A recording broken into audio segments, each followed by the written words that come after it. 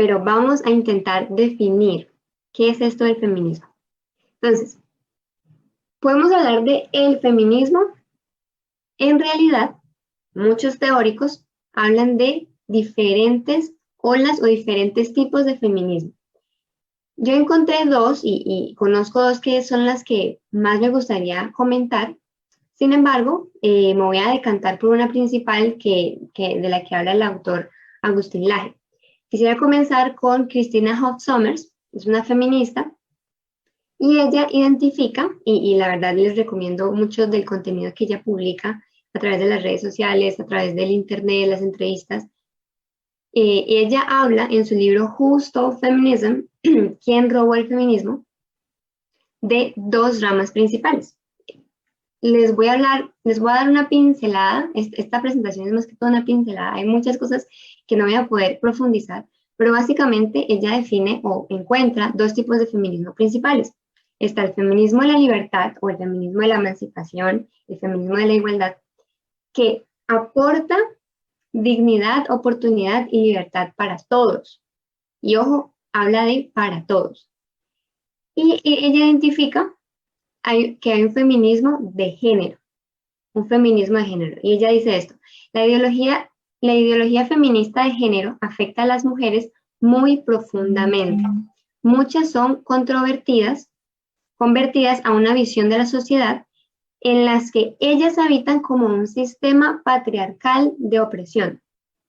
Entonces aquí introducimos un poco el tema de esto del patriarcado, ¿no? Este concepto de alguna manera invisible, ¿no? Que oprime, que acalla, que está contra las mujeres, está organizado contra las mujeres. Entonces ella identifica estos dos tipos de feminismo y dice que este segundo es dañino. Pero entonces es como una pequeña introducción hablando de Christina Hoff Sommers. Y por donde me quiero decantar es por el libro Negro y la Nueva Izquierda. Vamos a tocar algunos temas que Agustín trata en el libro. Y Agustín habla de tres olas, ¿sí? Tres olas principales. Entonces está la primera ola. Por aquí vamos a hablar de la primera ola. Y en la primera ola encontramos cosas que son loables, causas nobles. Buscaban la igualdad ante la ley de la mujer, que la mujer pudiese ser votada, que pudiese votar, que pudiese ser introducida a la ciudadanía, al diario vivir, que pudiese entrar a las universidades, que pudiese estudiar, que pudiese graduarse. Esa es la primera ola del feminismo. Y encontramos que pues, es una causa bastante noble, porque la mujer en ese momento no tiene esa capacidad. Y vemos, esta lo aprueba Chuck Norris aprueba la primera ola del feminismo. Después, seguimos con la segunda ola del feminismo. ¿Y qué pasa? Todo esto se da después de la Segunda Guerra Mundial y encontramos a nuestro querido amigo Carlos Marx y Engels. ¿Qué pasa con el feminismo? El feminismo en este momento se comienza a nutrir de algo que se llama el marxismo y de su teoría social. Y también de Engels y la teoría de Engels de la familia, ¿sí? Que encontramos en su libro El origen de la familia, la propiedad privada y el Estado. Y aquí comienza un poco a radicalizarse el feminismo. ¿Qué pasó? Se tiende un puente, y quiero que me entiendan aquí, se tiende un puente entre los conflictos de clases que habla Marx con los conflictos de sexos. Entonces empezamos a ver una guerra entre hombres y mujeres, ¿sí? Y especialmente lo vamos a encontrar en el libro de Engels, y pone a la mujer en subordinación de su lucha a la lucha de clases por esta teoría social del marxismo. Entonces, bueno, ¿qué pasó allí? Aquí ya nuestro amigo Chuck empieza a dudar. Ya esto no suena tan bonito, no suena tan a libertad. Nos están como empezando a cambiar las cosas. Y empezamos a ver una tercera ola con teóricas como, ya conocerán, Simone de Beauvoir y su frase inmortalizada: no se nace mujer, llega una a serlo. Entonces la tercera ola del feminismo se ve impactada o sea, inicia con teóricas como Simone de Beauvoir. ¿Qué pasa? En este momento, Simone está desarraigando de la biología a la mujer. Es decir, no se nace mujer, nadie nace mujer. Se llega a través del constructo social, a través de una teoría cultural, a ser mujer. Entonces, ya empezamos a ver cómo la mujer se empieza a desdibujar y cómo podemos luchar por la mujer si al fin y al cabo uno llega a ser mujer. La mujer no nace. Y después vemos algo que causa un impacto incluso mayor con Monique Wittig. Y ella dice, en verdad, la mujer no existe. Nos mató. Apague y vámonos. Entonces, el feminismo que intentaba iniciar con introducir a la mujer al campo de las universidades, al campo de la vida civil, y en el momento en el que Simone de Beauvoir habla de este tema, en ese momento ya la mujer está introducida, tiene muchas, obviamente faltan cosas, pero ha avanzado mucho en la participación que tiene la mujer en la vida pública. Incluso la misma Simone de Beauvoir estudia y se gradúa. O sea, ella tiene la posibilidad de hacer muchas cosas y siempre se habla, siempre se tiene un discurso como de el pasado, siempre se trae, siempre se discute de es que a la mujer le hace falta, es que la mujer no está, pero eso se habla del pasado porque en el presente ya se ha avanzado demasiado en cuestión, en términos de los derechos de una mujer, de la mujer. Sin embargo, aquí ya nos dicen que la mujer no existe. Y entonces, Monique Wittig, Simone de Beauvoir y muchas otras teóricas, como les digo, es una pincelada, comienzan a introducir el concepto de que la mujer como ser se debe construir, se ha construido, y esto tiene mucho que ver con la teoría del patriarcado. ¿Sí? Hay un patriarcado, hay algo externo que ha configurado a la mujer de cierta manera para subordinarla, subyugarla a los deseos egoístas del hombre. Entonces empieza a cocinar estas ideas y aquí es cuando el feminismo se comienza a radicalizar. Entonces, bueno, aquí simplemente como una pequeña anotación, aquí empieza lo que conocemos hoy como ideología de género, ¿sí? Esto es solamente una pequeña anotación para que lo tengamos en cuenta. Y aquí ya definitivamente, Chuck, mejor dicho, aquí nos fregamos. O sea, baila. Porque, vamos a ver, ¿qué pasa? Nos acaban de decir que la mujer no existe. Todas las ideas, y esto es algo que ustedes deben tener 100% claro, es que todas las ideas tienen consecuencias. No podemos simplemente pararnos desde la raya y decir, no, vamos a amarlos, ¿sí? Amarlo entendiendo como dejémoslos, que hagan lo que quieran, al fin y al cabo no nos afecta, ¿sí? Que digan, que hagan bulla, está bien, no hay problema. El problema es que esas ideas, si empiezan a gustar, se van a multiplicar y van a traer consecuencias. ¿Y cuáles son las consecuencias o las implicaciones prácticas que hemos visto hoy en día?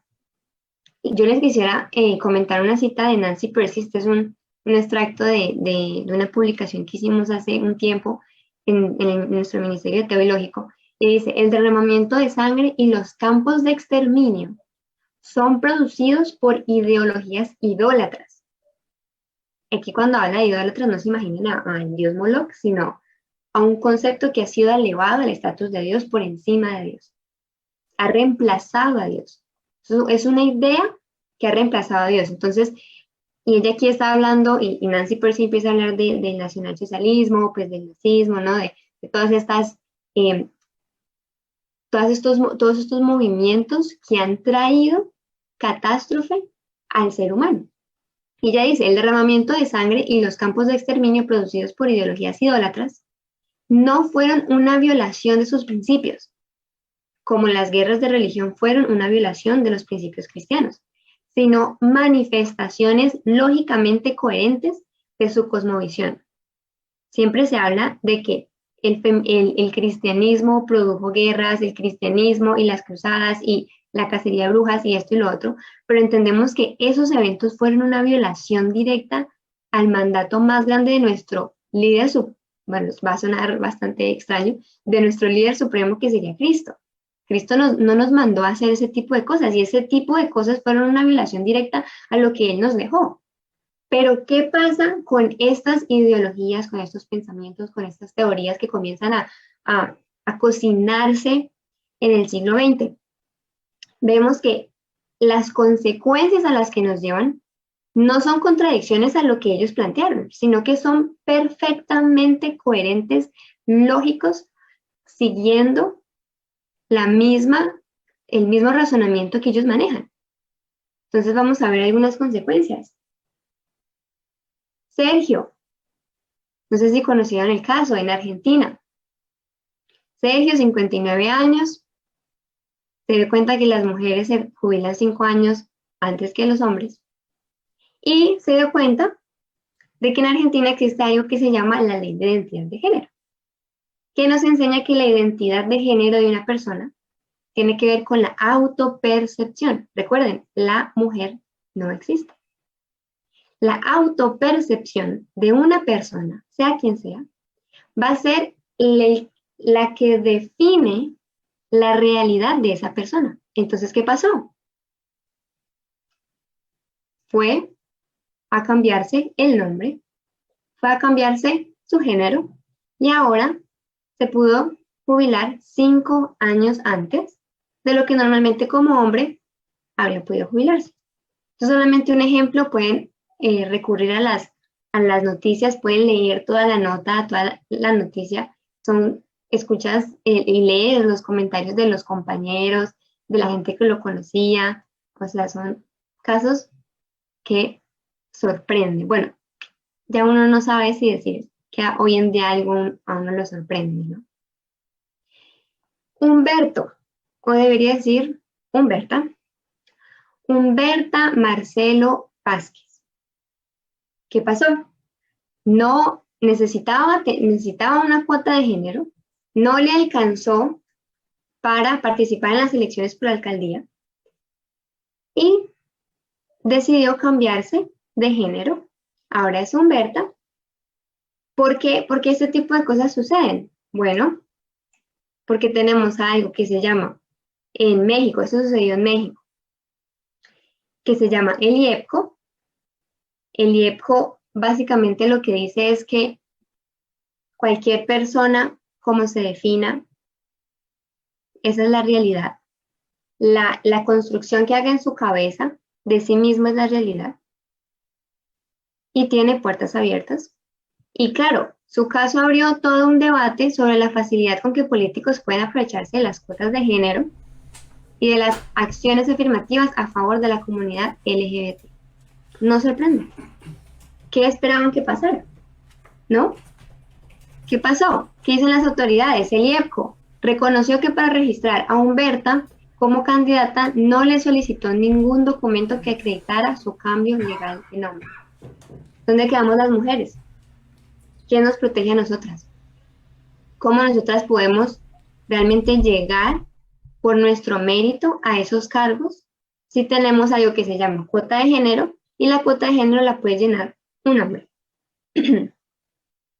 Biológicamente hombre, ¿no?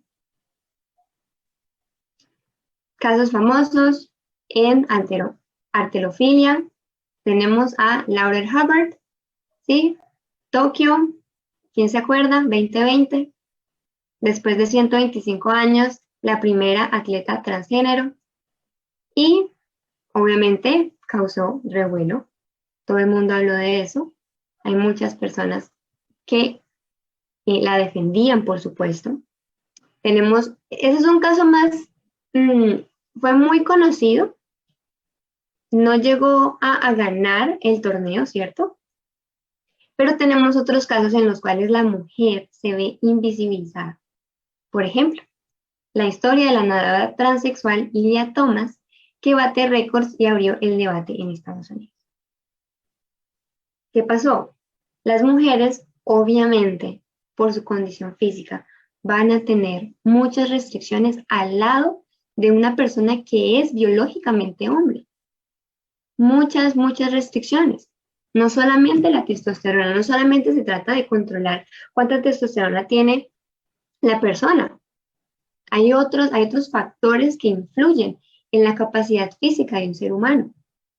La manera en la que manejamos y procesamos el oxígeno, la capacidad muscular, muchos otros factores que van a impedir que una mujer pueda enfrentarse en equidad con un hombre biológico.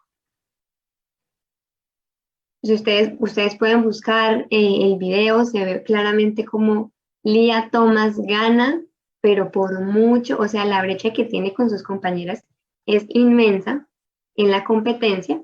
Y los padres que hacen, pues obviamente los padres de las nadadoras se quejan y dicen, el precedente que se está sentando en el que las mujeres no tienen un espacio protegido y equitativo para competir es una amenaza directa para las atletas femeninas en todos los deportes, no solamente en la natación. Polémica hace unos años por una luchadora transgénero. Detengamos esto antes de que las mujeres sean asesinadas. Esta luchadora transgénero era ex sargento de las Fuerzas Especiales estadounidenses, estuvo en Afganistán y comenzó a luchar con mujeres y bueno, casi por poco mata a Celine Provost, que fue su contrincante en ese año. Y ahí, ¿quién nos defiende? Si es completamente coherente con la ideología de género y con el feminismo, con las teóricas feministas, la mujer no existe. Cualquiera puede ser mujer. Las mujeres que nos sentíamos seguras, ahora tenemos todas estas noticias, todo este campo abierto que nos dice, bueno, aguántense. Cualquiera puede ser mujer. ¿Qué derecho tienen ustedes por sobre, o qué protección tienen ustedes? Ninguna. Y es completamente coherente con las teóricas que han alimentado este movimiento feminista. Que más que un feminismo, se ha convertido en un embrismo. Y vamos a ver esto cómo ha impactado. Eso fue en el área de los deportes. Tenemos, por ejemplo, condenan a cadena perpetua al violador que se declaró transgénero y fue recluido en una cárcel de mujeres en donde abusó de las presas. Un violador, lo mandan a la cárcel de hombres, después en la cárcel de hombres se da cuenta de que en realidad es una mujer en el interior, lo transfieren a la cárcel de mujeres y ¿qué va a pasar? ¿Qué esperaban que pasara? Y así casos hay muchísimos, no me voy a detener en cada uno. Un pedófilo se declara transexual para ser enviado a una prisión de mujeres y viola a su compañera de celda. Bueno, este caso es mejor leerlo tal cual como lo explican. Niño supuestamente trans agrede sexualmente a una niña en el baño de mujeres en la escuela de Virginia. Un niño biológico, entra a un baño y agrede sexualmente a una niña. Violador de 2 niñas cambia de sexo y lo trasladan a cárcel de mujeres. 3 horitos después, 6 meses después, aíslan por conducta obscena a un violador transgénero que cumple pena en la cárcel. Y hay casos que no se imaginan. ¿Cómo vemos la transformación de lo que fue la primera ola, ¿cierto? Como les decía, algo completamente defendible y justo, a este nuevo movimiento que lo que ha hecho es desfigurar a la mujer y no solamente eso, sino que poner en bandeja de plata a violadores, personas que han agredido sexualmente a las mujeres, que las maltratan. No tenemos ningún tipo de protección porque es que la mujer no existe. Teóricas. ¿Cómo vemos este cambio y este proceso del feminismo al embrismo? El embrismo no ama a la mujer, odia al hombre. Y esto lo podemos ver todo el tiempo. Andrea Dworkin dice, todo coito heterosexual supone la violación de un hombre sobre una mujer. Sheila Jeffries, cuando una mujer llega a un orgasmo con un hombre, reproduce el sistema del patriarcado. Monique Wittig, al hacerse lesbiana, es contrarrestar el poder político, económico e ideológico de los hombres. Robin Morgan, el odio político hacia el hombre es un honorable acto de toda mujer. Valerie Solanas, al tratar al hombre de animal, es halagarlo, porque el hombre es una máquina, es un consolador andante. Y esto es lo que se enseña en las universidades. Esto es lo que actualmente la cultura defiende. Y no para. Si nos quedamos callados, definitivamente no para. ¿Y qué consecuencias prácticas encontramos? ¿Se está contradiciendo el feminismo? No. Las mismas teóricas, yo no sé qué estas mujeres, estas escritoras, yo no las saqué de un rincón. Son famosas, son las que nutren este movimiento.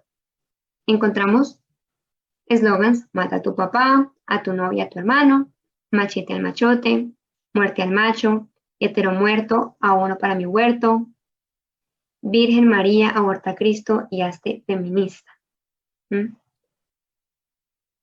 Y incluso en mi universidad, yo estudié en universidad pública, yo soy licenciada en universidad pública y siempre, ¿no? Los avisos en los baños, los grafitis, muerte al macho. Yo tomé fotos aquella vez, lastimosamente no las encontré, pero es de mi universidad. Seamos sinceros, esto ha acabado y está socavando nuestra sociedad. Estamos en una guerra de sexos. Camille Paglia, feminista, coherente, nos dice: los hombres se han sacrificado, han quedado desgarrados física y emocionalmente para alimentar, albergar y proteger a sus mujeres y a sus hijos. De ninguno de sus dolores hace eco la retórica feminista, que retrata a los hombres como explotadores opresivos y monstruosos. Afortunadamente, muchas feministas se están dando cuenta de hacia dónde las ha llevado sus mismas teorías. Y muchas personas han salido, afortunadamente, gracias a Dios, a combatir estas ideologías. Bueno, pasemos al cristianismo. Me quedan unos minutos nomás. Entonces vamos a empezar súper flash. Vamos a ver el cristianismo. Este sí, yo creo que es un poquito más digerible, ¿cierto? Y tal vez estamos un poquito más relacionados con él. ¿Cómo definimos el cristianismo? Vamos a ser justos, vamos a ser objetivos, vamos a la RAE. Conjunto de creencias y preceptos que constituyen la religión de Cristo.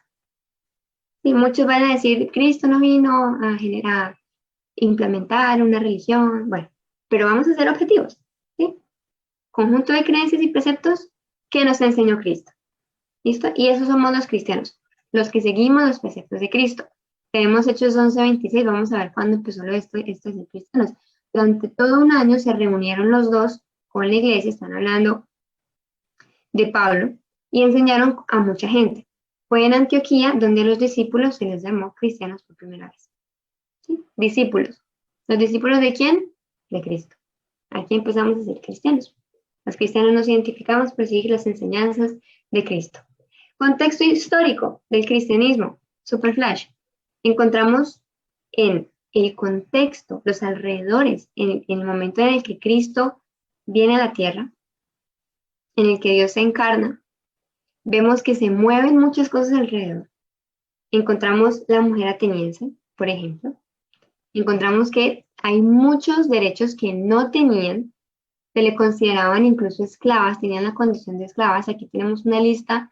Esta presentación, si desean, me pueden escribir a mi correo, al final pues lo pondremos por ahí, no sé, nos contactamos, nos escriben y yo les mando la presentación. Esto para que la puedan tener. Mujer ateniense, no podía salir de la casa, no podía estar con invitados hombres. Los hombres guardaban a sus esposas con candados y llaves según Plutarco. El promedio de las mujeres atenienses tenía el estado social de esclava.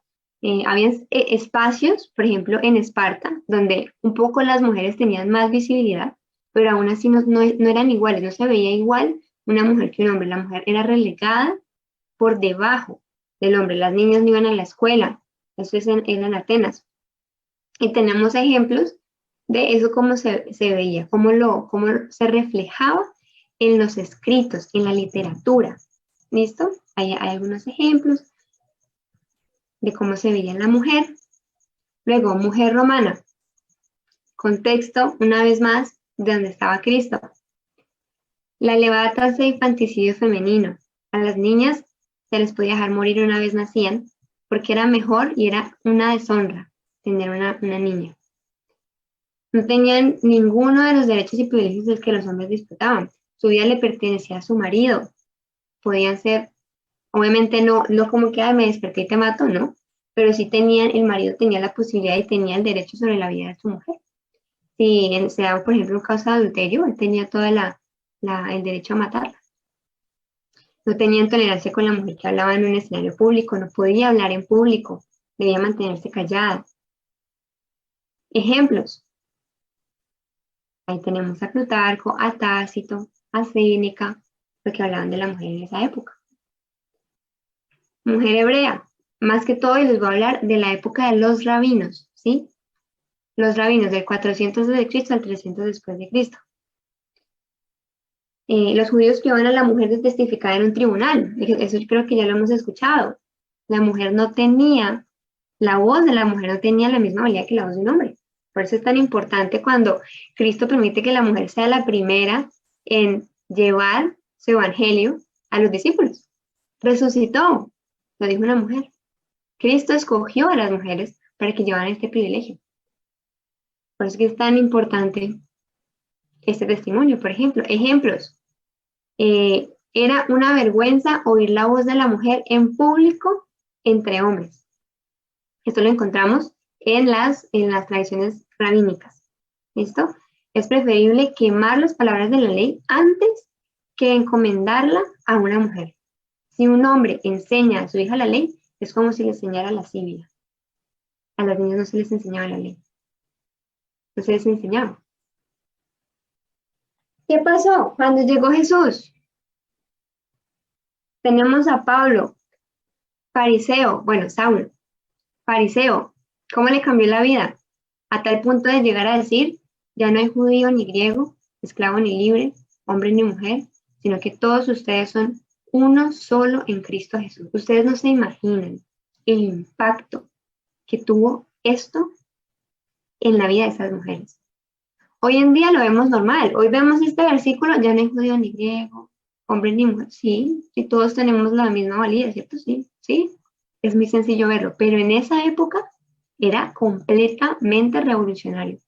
Era, mejor dicho, inusual, pero al 100%.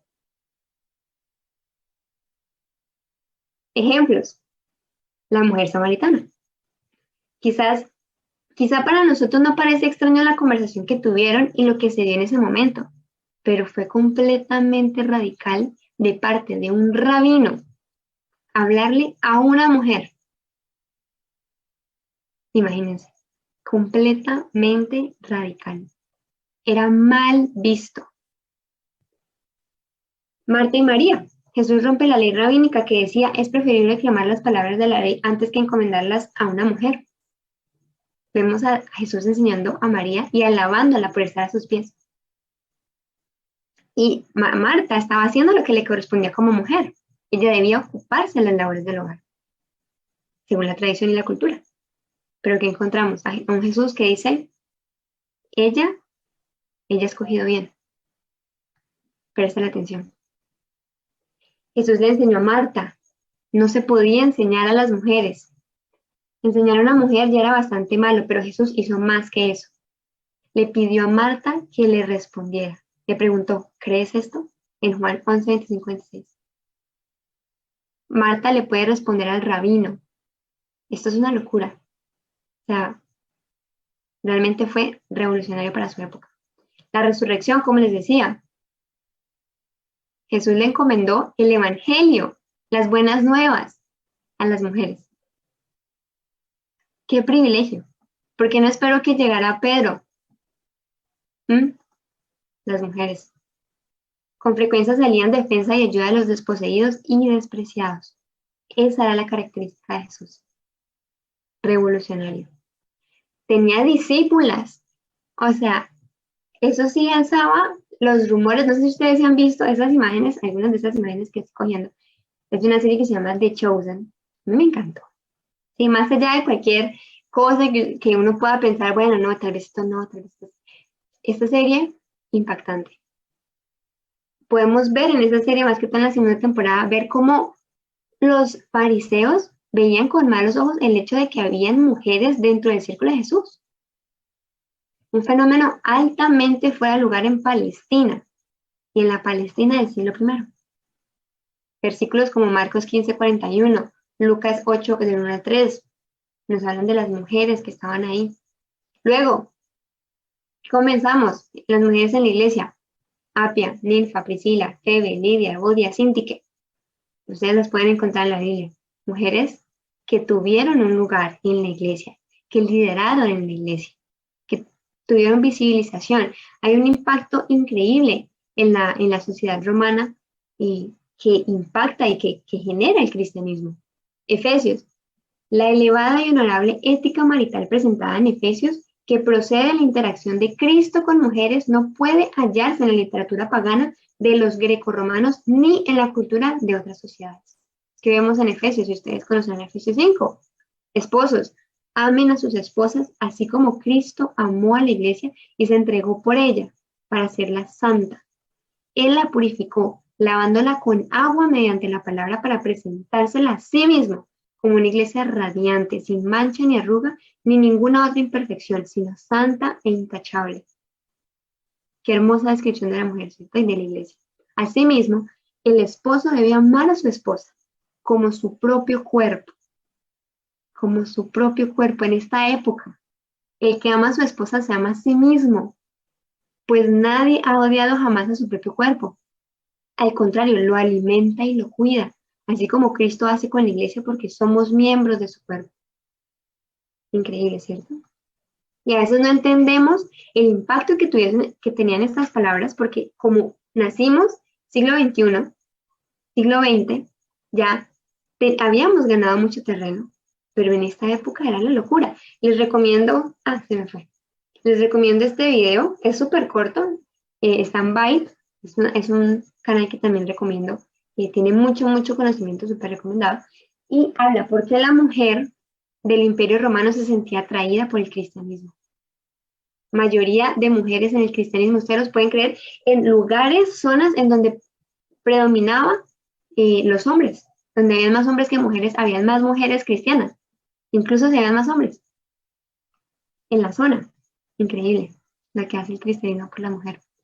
La conversión, esto lo encontramos un romano del pasado, dice: la conversión del mundo romano al cristianismo produjo un gran cambio en el estado de la mujer. Y así fue. El nacimiento de Cristo fue el punto decisivo en la historia de la mujer. Nada más alejado de la realidad. Y finalmente, como un bonus, solo desde el cristianismo encontramos las bases teóricas para darle dignidad a la mujer. Aquí me detengo un minuto. Ninguna otra cosmovisión, ningún otro hilo de pensamiento tiene las bases teóricas para defender la dignidad, ni siquiera del ser humano. Aquí estamos hablando de la mujer, pero ni siquiera del ser humano. Si no hay Dios, todo es posible, todo está permitido.